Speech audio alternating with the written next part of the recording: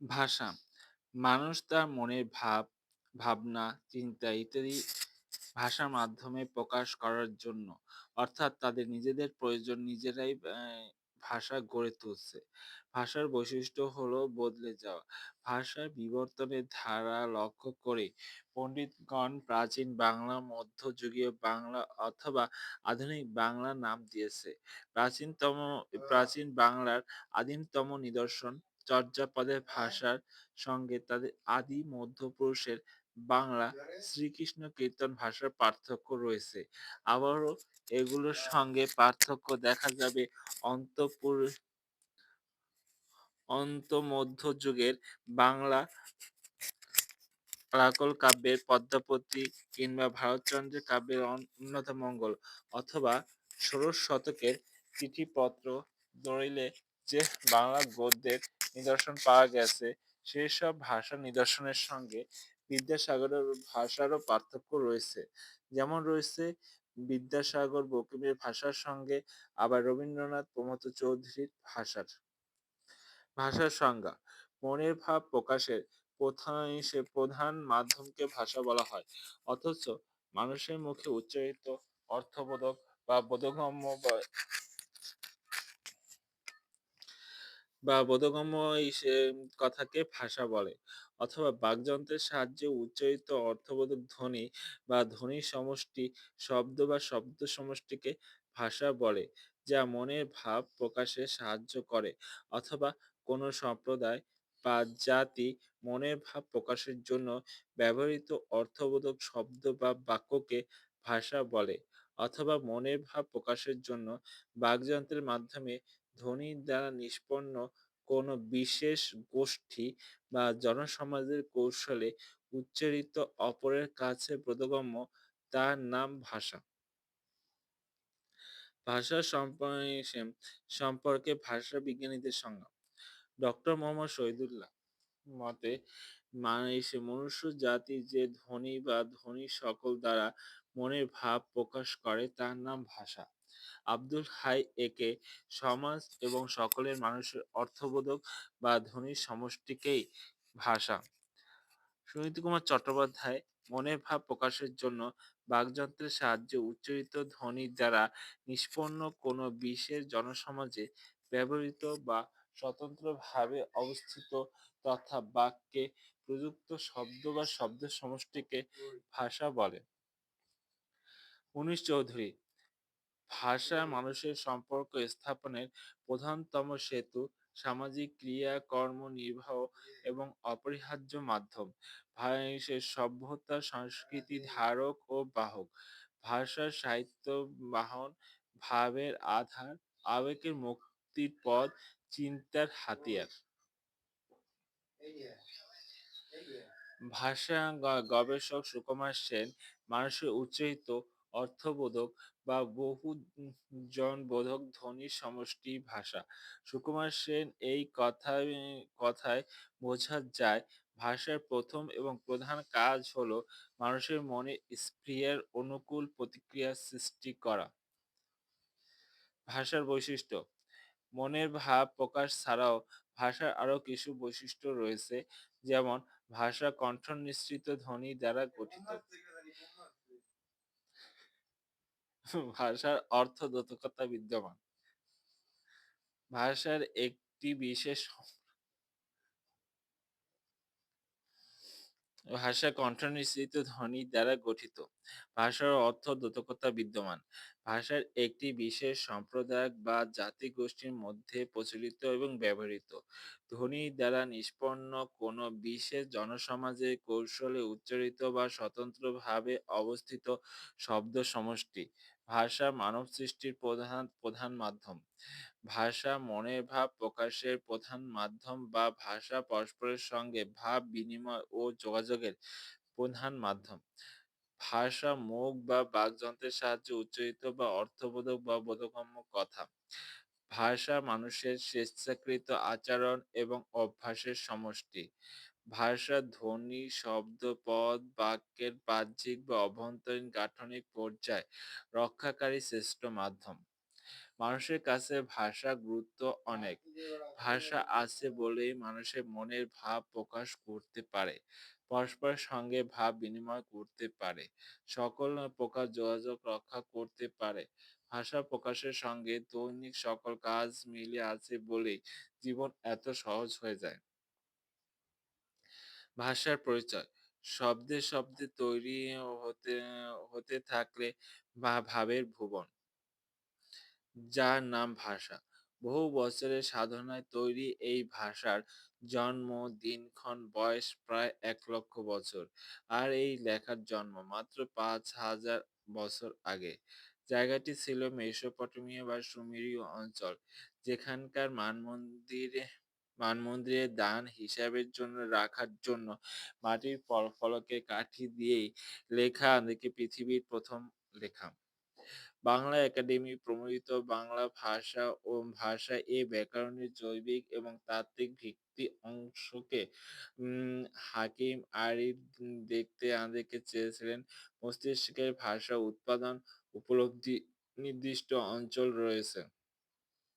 এই প্রসঙ্গে বলেছেন ফরাসি স্নেহবিজ্ঞানী পল আঁদেকে ব্রোকা এবং জার্মান আঁদেকে স্নেহ বা তাত্ত্বিক কার্ল আঁদেকে ভ্যান্ড্রিক মানুষের মস্তিষ্কের দুটি অঞ্চল আবিষ্কার করেছে, ভাষা উৎপাদক এবং ভাষা উপলব্ধি কেন্দ্র শনাক্ত করেন।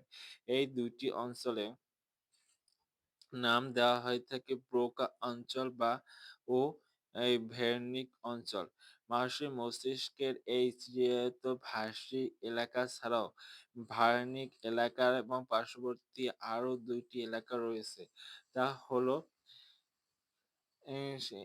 অ্যাঙ্গুলার জাইরাস ও সুপার মার্জিলাস ভাইরাস। ভাষার বর্ণ আবেগে শনাক্তকরণ ও পঠন প্রক্রিয়ার সঙ্গে সম্পর্কযুক্ত। বাংলা ভাষার উৎপত্তি, জন্ম, পরিচয়, বিবর্তন বা বিকাশ। বাঙালিরা যে যে ভাষায় কথা বলে তাকে বাংলা ভাষা বলে। চলিত ভাষার আদিকে প্রবর্তক প্রমথ আদিকে চৌধুরীর মতে যে ভাষা আমরা বাঙালিরা সকলে জানি, শুনি ও বুঝি, সে ভাষা আমাদেরকে আমরা ভাবনা ও চিন্তা, সুখ দুঃখ বিনা আয়াসে বিনা ক্লেশে বহুকাল হতে প্রকাশ করে আসছি এবং সম্ভবত আরো বহুকাল পর্যন্ত প্রকাশ করব। সেই ভাষাই হচ্ছে বাংলা ভাষা। তবে বর্তমানে বাঙালি ছাড়াও অনেক জাতিসত্তার মানুষের ভাষা কথা বলে। ইন্দো ইউরোপীয় ভাষা প্রাকৃতিক অন্যতম বৃহৎ ভাষা গোষ্ঠী হিসেবে বিবেচিত। এই ভাষা খ্রিস্টপূর্ব প্রায় 2,500 বছর আগে ইউরোপীয় এশিয়ান বা ইরান ও ভারতের বিস্তৃত অঞ্চলে বিকাশ লাভ করে। এই ভাষা গোষ্ঠীর মূলত আবাসভূমি ছিল সাবেক সোভিয়েত ইউনিয়ন বা কৃষ্ণ সাগরের নিকটবর্তী উত্তরে দানিউব নদীর মুখ থেকে ক্যাসপিয়ান সাগরের অন্তর্বর্তী ভূখণ্ডে। পরবর্তীকালে জনসংখ্যা বৃদ্ধির কারণে মূল অঞ্চলীয় থেকে ভাষাভাষীরা ইউরোপীয় এবং পশ্চিম অঞ্চলে ক্রমশ অগ্রসর হওয়ার পর এটি একটি দল প্রথমে ইরানে প্রবেশের পর এবং সেখান থেকে উত্তর ও পশ্চিমের সীমান্ত দিয়ে পাকিস্তানে প্রবেশ করে। যারা ভারতের উত্তরাঞ্চলে বসবাসের পর সংখ্যা বৃদ্ধির কারণে বিভিন্ন সময় ভারতের অন্যান্য অঞ্চলে ছড়িয়ে পড়ে। যাযাবর ইন্দো ইউরোপীয় ভাষা গোষ্ঠীরা উত্তর ভারতের স্থায়ী বসবাসের সময় সেখানকার বসবাসরত অনার্য সম্প্রদায়ের সঙ্গে আর্য আদেকে ভাষাভাষীরা পরাজিত হলে ভারতের দক্ষিণাঞ্চলে সরে আসে। ভারতের অনুপ্রবেশের পূর্বে সিন্ধু উপত্যকায় উন্নত সভ্যতার অধিক অনার্য সম্প্রদায় বাস করত, যাদের সভ্যতা এবং মেসোপটেমিয়ার নীল উপত্যকায় সভ্যতার সঙ্গে তুলনা করা যায়। মহেঞ্জোদারো হরপ্পা খননের পর প্রত্নতাত্ত্বিকের প্রাচীন আদিকের সভ্যতার বিভিন্ন দিক আবিষ্কার করতে সক্ষম হয়েছে। অনার্য সভ্যতা খ্রিস্টপূর্বে ২৫০০ বছর আগে গড়ে ওঠে। বর্তমানে দক্ষিণ ভারতের দ্রাবিড় সম্প্রদায় ছাড়াও ভারত ও বাংলাদেশের বিভিন্ন অঞ্চলে সাঁওতাল, মুন্ডার অসংখ্য সম্প্রদায়, অসংখ্য ক্ষুদ্র জাতিসত্তার বসবাসরত।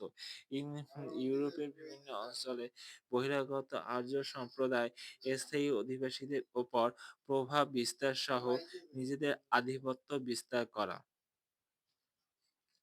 ইন্দো ইউরোপীয় ভাষাগোষ্ঠী বাংলা ভাষার উদ্ভবের ইতিহাস। ইউরোপের বিভিন্ন অঞ্চল ইরান ভারতে বসবাসের পর মূল ভাষাগোষ্ঠীর সঙ্গে যোগাযোগ বিচ্ছিন্ন হওয়ার পর প্রত্যেক অঞ্চলে মূল ভাষা পরিবর্তিত হয়ে আঞ্চলিক রূপ লাভ করে। এই পরিবর্তন সত্ত্বেও ইরানি ও ভারতীয় ভাষায় আর্য এবং রূপমূলের সঙ্গে আংশিক হলেও ধ্বনিগত মিল পাওয়া যায়। আলাদা আলাদা দুইটি ভূখণ্ডের ভাষা যখন একরকম হয় তখন সেটাকে ভাষা বলা হয় না, তাকে বলা হয়ে থাকে ভাষা বংশ। আজ আজ থেকে ৫,০০০ বছর আছে যে ভাষা বংশের ব্যাপারে আমরা জানতাম তার নাম হচ্ছে ইন্দো ইউরোপীয়। আর এই ইন্দোইউরোপীয় ভাষা বংশের পরিধি ছিল ভারত এবং ইউরোপ পর্যন্ত। এখানে ইন্দো বলতে ভারতকে বোঝানো হয়েছে এবং ইউরোপীয় বলতে ইউরোপ দেশকে বোঝানো হয়েছে। আজ থেকে ৫,০০,০০০ বছর আগে ভারত, বাংলাদেশ এবং তার সীমান্তবর্তী কিছু এলাকা ভাষা মিলে ছিল। এই জন্যই এটাকে বলা হয়ে থাকে ভাষা বংশ। ইন্দো ইউরোপীয় ভাষা বংশ ইন্দোর একটি ভূখণ্ড ও ইউরোপীয় একটি ভূখণ্ডে বিভক্ত হওয়ায় এই বংশগত দুটি শাখাকেই বিভক্ত করেছে। একটি হলো সপ্তম এবং আরেকটি হলো কেতম। ভারতের মধ্যে শতম শাখার কথা বলা হতো এবং ইউরোপের মানুষেরা কেতম শাখার কথা বলতো। যখন ভারতবর্ষে সপ্তম শাখার কথা বলা হতো তখন ভারতবর্ষে আমাদেরকে একটি দেশ ছিল না। ভারতবর্ষ তখন একটি উপমহাদেশ ছিল।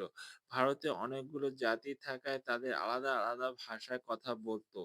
যেমন আরব জাতিরা আরবীয় ভাষায়, মিশরীয় জাতিরা মিশরীয় ভাষায় কথা বলতো। আর ইরানায়সরা ইরানি ভাষায় কথা বলতো। ভারতীয় কথা বলতো ভারতীয় ভাষায়। ভারতেরা অনেকটা বড় ছিল। তখন অন্যান্য ভাষার দিক থেকে একটি একটা দিক থেকে এর দিক থেকে একটি জাতি আসলে তার ভারতকে শাসন করতে লাগলো। সে জাতির নাম হচ্ছে আর্য। আর্যদের শাসন করা কালীন ভারতীয় আর্য ভাষা শিখে নিল। তখন এই ভাষাটি হয়ে গেল ভারতীয় আর্য ভাষা।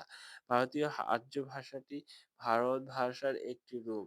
তখন থেকে ভারতীয়রা আর্য ভাষা এবং ভাষায় কথা বলতে শুরু করে দিল। পরবর্তীতে কথা বলা বা লেখা এবং দুটি আলাদা হয়ে গেল। অঞ্চলের ভিত্তিতে যে ভাষায় কথা বলা হতো তাকে মানুষের মুখের ভাষা বলা হয়। বইয়ের ভাষাকে প্রকৃত ভাষা আর মানুষ যে ভাষায় লিখত ভাষার নাম ছিল সংস্কৃত। মানুষের মুখের ভাষা অর্থাৎ প্রকৃত ভাষাকে আবার দুভাগে ভাগ করা যায়। গৌড়ীয় অঞ্চলীয় যে ভাষায় কথা বলা হতো তাকে বলা হয়ে থাকে গৌড়ীয় প্রকৃতি।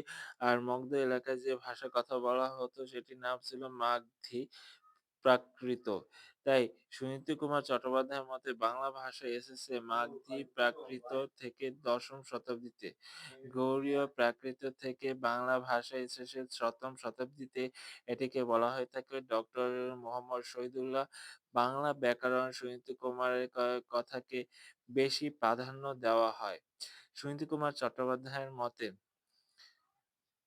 সুনীতি কুমারের মতে মাগধী প্রকৃতি হোক বা মোহাম্মদ শহীদুল্লাহর মতে গৌড়ীয় প্রকৃতি এক সময় এই ভাষাটি বিকৃত হয়ে যায়। ভাষা যখন ব্যর্থ হয় তখন সেটাকে বলা হয় থাকে অপভ্রংশ। এই বিকৃত ভাষা থেকে সরাসরি একটি ভাষা উৎপন্ন হয় বঙ্গ কামরূপী।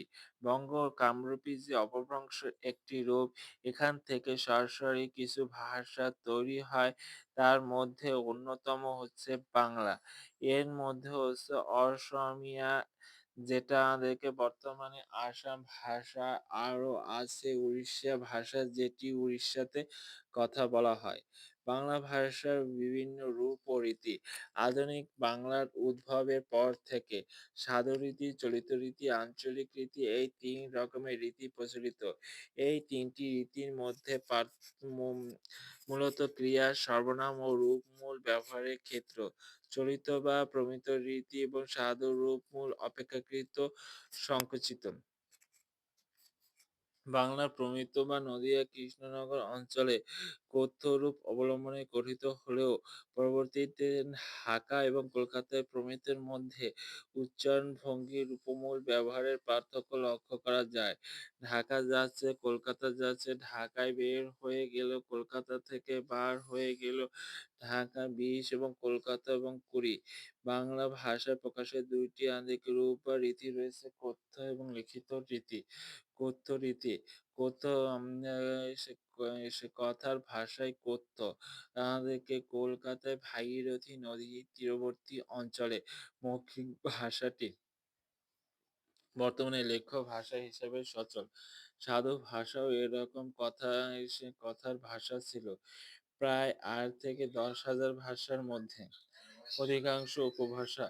কথ্য ভাষা সাধারণত কোনো ব্যাকরণের অনুসরণ করে না।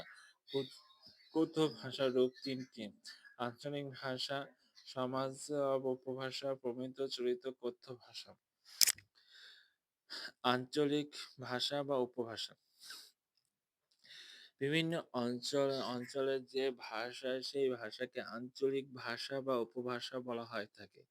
যে ভাষা শিশুর প্রকৃতি নিয়মে শেখে, যার লিখিত কোনো ব্যাকরণ নেই, যে ভাষা অঞ্চলের পরিবর্তনে, সেই ভাষাটি হচ্ছে ভাষা বা উপভাষা। প্রায় ৩০ মাইল অন্তর এই পরিবর্তন লক্ষ্য করা যায়। এই পরিবর্তনের উচ্চারণ দোষ বা নানা রকমের ভুল থাকে। তাই নদিয়া, পারুলিয়া, চটগাঁও, ময়মনসিংহ ভাষার যথেষ্ট ভিন্নতা পাওয়া যায়। আবার কুষ্টিয়ার সঙ্গে কলকাতা, ত্রিপুরার সঙ্গে চট্টগ্রাম ও সিলেটের সঙ্গে আসাম সংলগ্ন ভাষারও ঐক্য খুঁজে পাওয়া যায়। বাংলা ভাষার অসংখ্য উপভাষা রয়েছে। তাদের মধ্যে প্রধান হল রাঢ়ী উপভাষা, উত্তর ও দক্ষিণ ঝাড়খণ্ড উপভাষা, বরেন্দ্রী আধিক্য উপভাষা এবং কামরূপী উপভাষা ইত্যাদি। এই আচরণ বা রীতিতে এমনই একটি সংরক্ষিত এলাকায় একই গোত্র বা সমাজের মানুষ একই রকম ছাদে প্রচলিত ভাষায় আঞ্চলিক উপভাষা। এই ভাষার অন্তর্গত এমনই একটি বিশেষ রূপ যা একটি অঞ্চলের মানুষের মুখে প্রচলিত থাকে এবং সঙ্গে এবং যার সঙ্গে সেই আদর্শ ভাষা বা সাহিত্য ভাষার ধ্বনি রূপগত পার্থক্য সৃষ্টি করে। ভাষা সম্পর্কে সুকুমার সেন বলেছে, কোনো ভাষার সম্প্রদায়ের অন্তর্গত ছোট ছোট দল বা অংশে বিশেষ করে প্রচলিত ভাষার ছাদকে উপভাষা বলে। পৃথিবী প্রায় সব ভাষাই উপভাষা রয়েছে। উপভাষা রচিত প্রাচীন আদিক মৌখিক সাহিত্য এবং লোকসাহিত্য। উপভাষা শব্দগুলির মধ্যে রয়েছে একটি জাতির ঐতিহাসিক এবং নৃতাত্ত্বিক সামাজিক পরিচয়, মূল্যমান। ভাষার একান্ত অঞ্চলটির রূপ হচ্ছে উপভাষা। আছে আঞ্চলিক এবং বৈশিষ্ট্য, যা বিশেষ অঞ্চলে দৈনন্দিন জীবনযাপনের ভাষা এবং অকৃত্রিম সারল্য। উপভাষার মধ্যে রয়েছে কোনো ভাষার মূল শক্তি।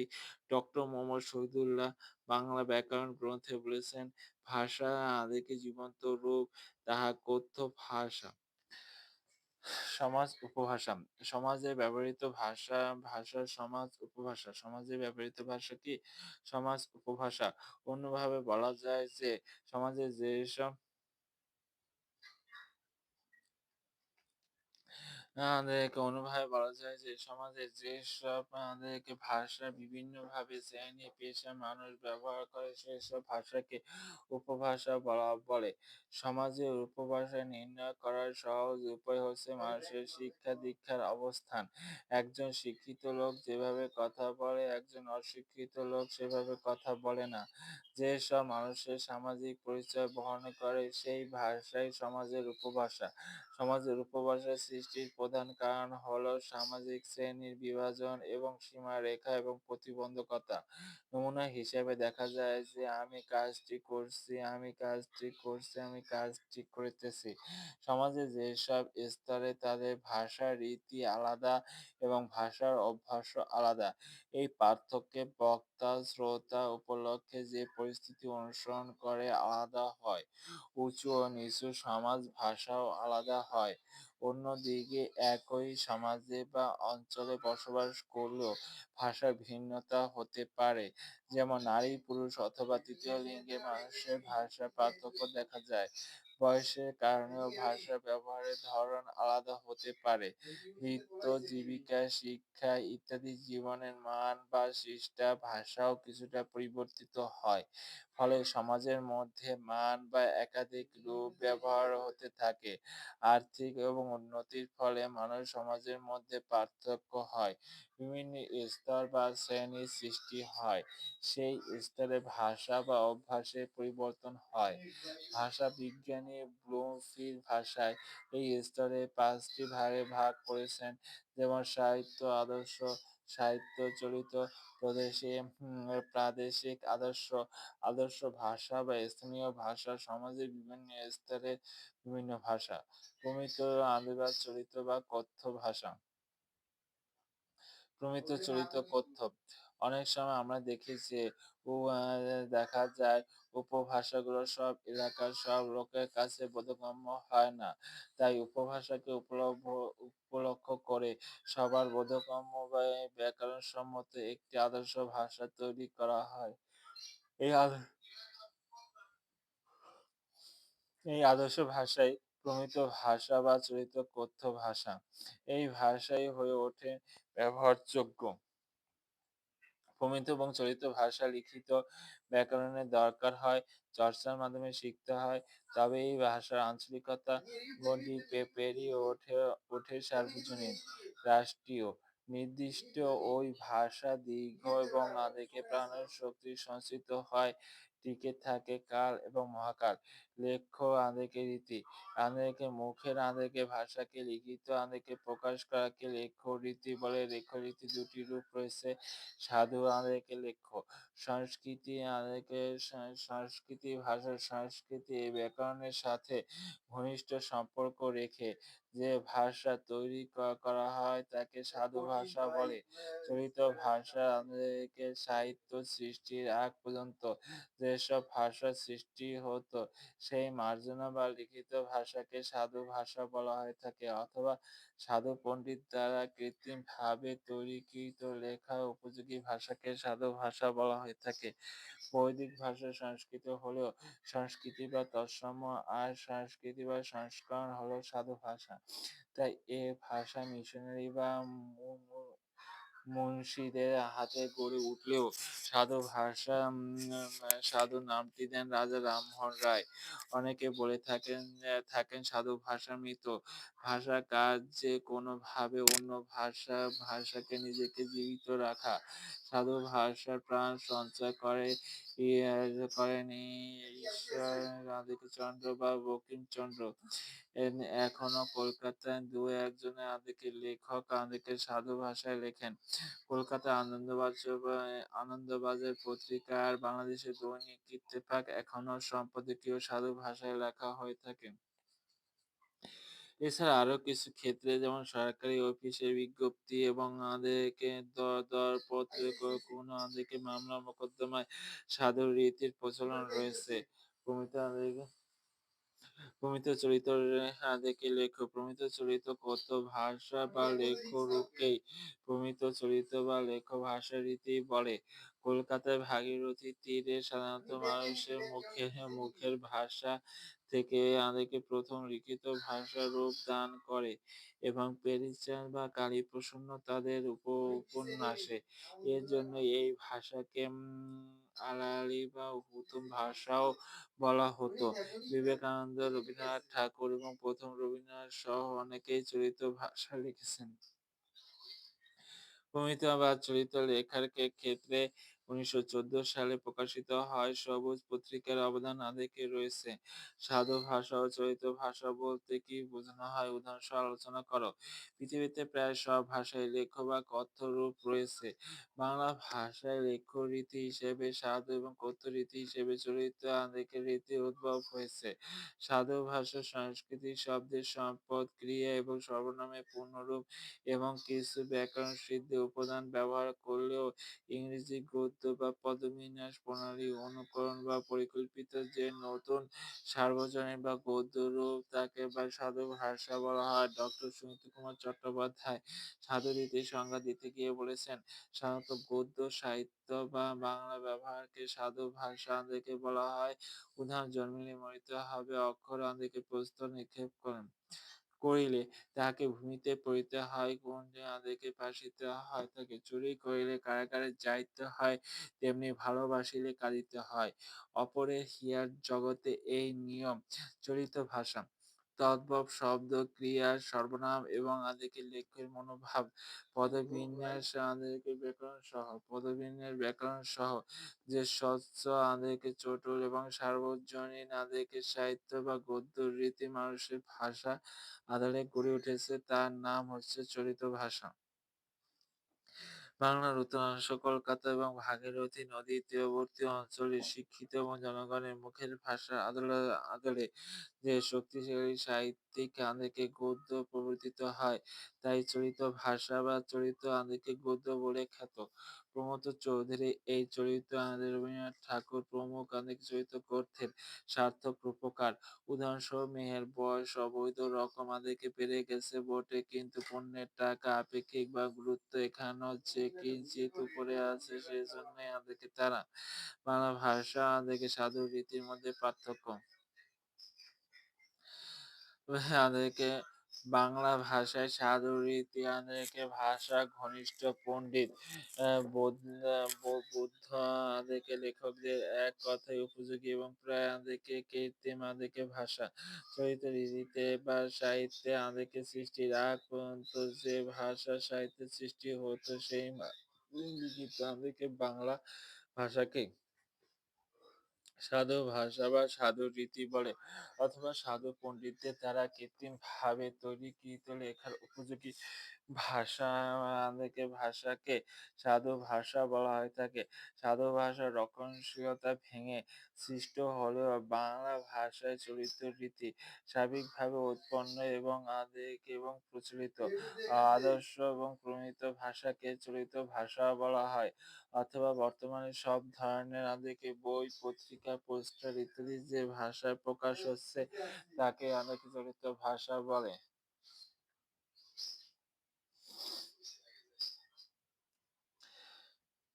আমাদের সাধুরীতিতে তৎসম শব্দের প্রাধান্য বেশি, কঠিন এবং গম্ভীর স্বভাবের, লেখ্য উপযোগী আর বলা অনুপযোগী, নাটক, সংলাপ ও বক্তৃতার অনুপযোগী, আঞ্চলিক প্রভাবমুক্ত, কৃত্রিম এবং অপরিবর্তনশীল।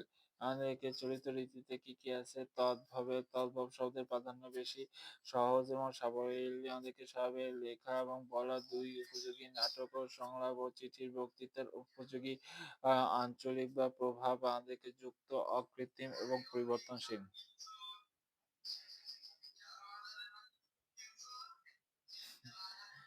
বানান আমাদেরকে নির্দিষ্ট বা অপরিবর্তনশীল। এর প্রচারক রামমোহন রায়, ঈশ্বরচন্দ্র এবং বঙ্কিমচন্দ্র পুরোপুরি ব্যাকরণ আদিকে মেনে চলে। বানান অনির্দিষ্ট বা পরিবর্তনশীল। প্রমথ চৌধুরী বাংলা গদ্যের প্রচারক, সংস্কৃতি ব্যাকরণ আদিকে মেনে চলে না। শব্দ গঠনের ক্ষেত্রে হচ্ছে বিশেষ্য, যোজক, ক্রিয়া আদিকে সর্বনাম, অনুসর্গ, পূর্ণরস বসে, যেমন মস্তক আদিকে যদ্যপি সাহস করিতে থাকিবে, যাহা তাহাদের যাহা ধরি এবং সবচেয়ে সে ব্যতীত আদেরকে সমাজ আদেরকে বহু শব্দ বেশি, যেমন আদেরকে মাতৃভূমি, আদেরকে বেত্রাঘাত, বিশেষ্য বা যোজক ক্রিয়ার সর্বনাম বা অনুসর্গ খণ্ডরূপ বসে, যেমন মাথা আজ হাত যদিও হঠাৎ করিতেছে, করতে থাকবো এবং তাদের যা ধরে এবং সবচেয়ে ছাড়া ইত্যাদি। বিভক্তির কারণে আদেরকে সমাসবহুল শব্দ কম, যেমন মায়ের আদেরকে ভূমি এবং চাবুক মারা এবং চাবুকের আঘাত।